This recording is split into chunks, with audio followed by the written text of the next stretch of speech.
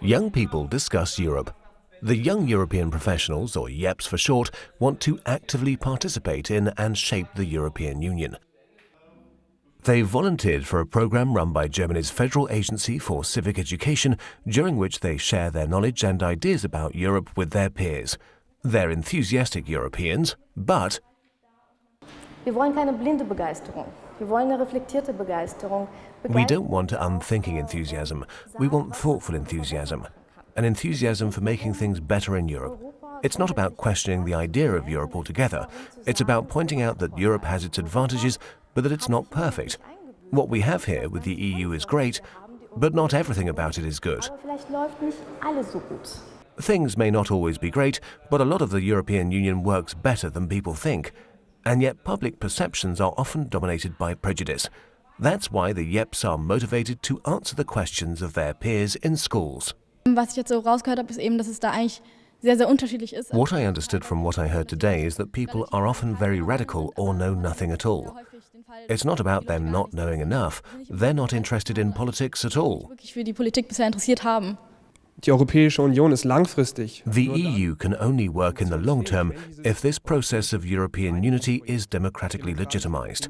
And without the public, there can be no democratic legitimization. That's why we have to make sure that people know why we pass powers to Brussels. There's nothing negative about it. On the contrary, we hand over certain powers to make us better able to act elsewhere. The whole world is growing together in the course of globalization, and some people are thinking about renationalization. That's a contradiction. The elections to the European Parliament are a real motivation for the YEPs and a genuine challenge. There are new rules, and for the first time the parties can nominate a member to run for the office of European Commission President. So the electorate's power is growing. All citizens of any member nation over 18 years of age are eligible to vote, but not all of those who are eligible seem to be aware of it. The European Parliament has more power today than it's ever had, and taking that into consideration, the level of disinterest is much too high. There's lots of discussion and argumentation in the workshops, opinions are aired, and there's no set agenda.